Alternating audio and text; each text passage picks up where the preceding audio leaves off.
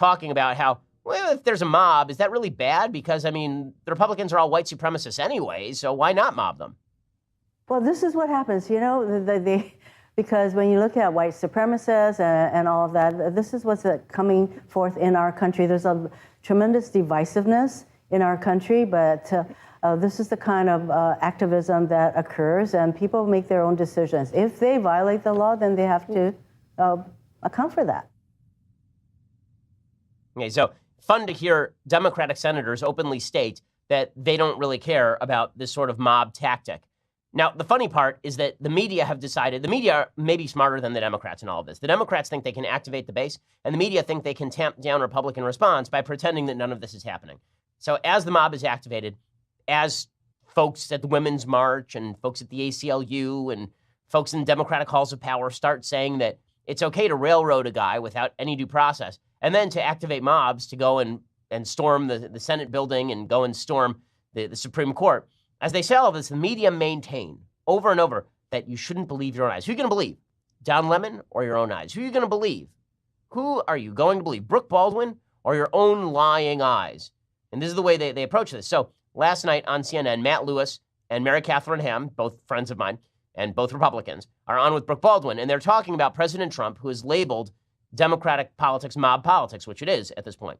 Listen to Brooke Baldwin try to spin away. I mean, it's amazing. Listen to her try to spin away the fact that mobs invaded the Hart Senate building and tried to intimidate people, and then went to the Supreme Court and tried to beat in the doors. Here is Brooke Baldwin, Brooke Baldwin doing her best to gaslight the American people. Oh, you're not going to use the mob word here. It's totally a mob. It is without a doubt. I mean, there's no other word for it. It's a go watch. Put up the video. Mob, stop. A mob is what we saw in Charlottesville, Virginia, 2 August ago. No, a mob is not what we saw chasing. I'm not saying what they did was right. What about the people who were at the Supreme Court banging on the walls? What do you call that? Civil protest? Or is that a mob? I think it's easily a mob.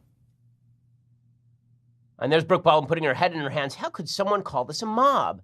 Why would anyone call it? Because it's a mob. That's why.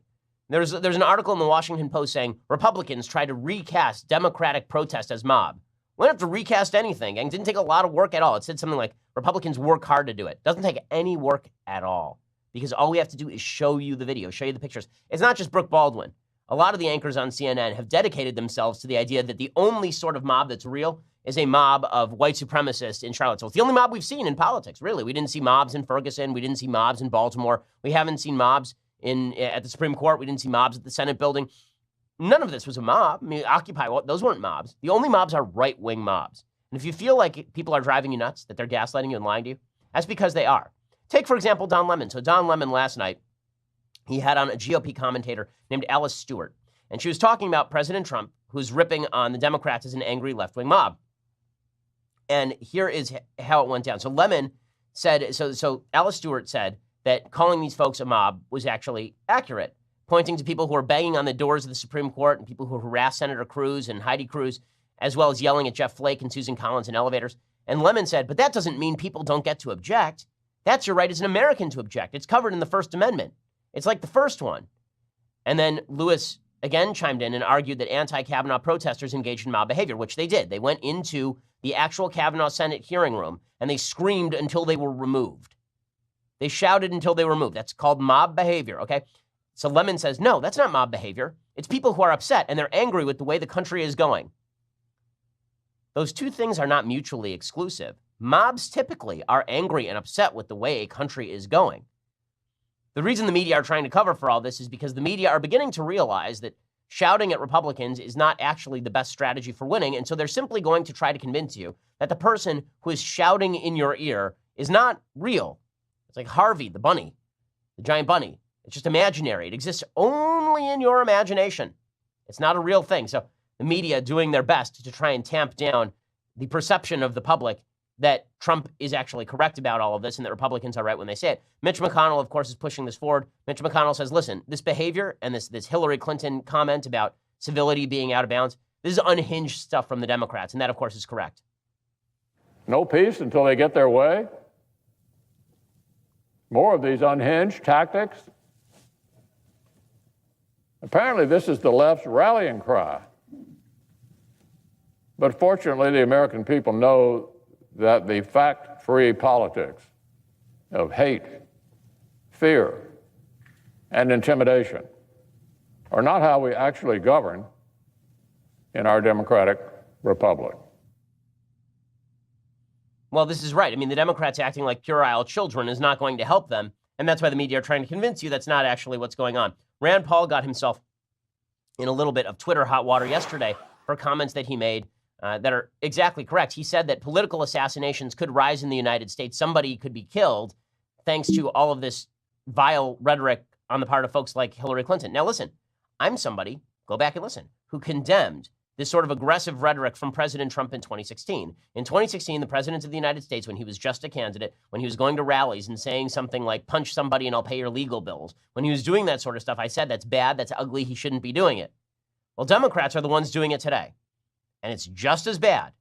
It's just as bad. And they're being more explicit about it, too. I mean, when Hillary Clinton says civility is not required with anybody on the other side of the aisle, it's pretty damn explicit. Rand Paul says this sort of stuff is going to get somebody killed. It doesn't mean that Hillary Clinton is going to get somebody killed, but the rise in temperature is likely to reach a boiling point at some point here. Rand says this. He gets all sorts of flack for it. I feel that there's going to be an assassination. I really worry that someone is going to be killed, and that those who are ratcheting up the conversation, those who are ratcheting up saying get in their face, they have to realize that they bear some responsibility if this elevates to violence. Now, people are saying, well, what about Trump? What about Trump? Okay, let's talk about Rand for a second, since Rand is the one who's making the comment. Rand Paul had 6 of his ribs broken by a neighbor who allegedly didn't like his politics and literally just tackled him on his property, requiring months and months of recovery. Rand Paul also happened to be one of the people present at the congressional baseball game where a bunch of Congress people were shot at and Steve Scalise was nearly murdered. So I think that Rand actually does have a certain amount of credibility on this particular issue. The direction the country is going is a really ugly direction, and it's got to be stopped. One of the ways to stop that, I think, is gratitude. Now, I know that this is a word that has gone out of style, gratitude. Why should we be grateful? Clearly, things are so bad in America, except things are not bad in America right now. Things are very far from bad in America right now. In just a second, I want to explain to you that not only are things not bad in America, things have not been bad in America for a few decades here, and all of the political motivation to try and drive us to anger and panic is completely overstated.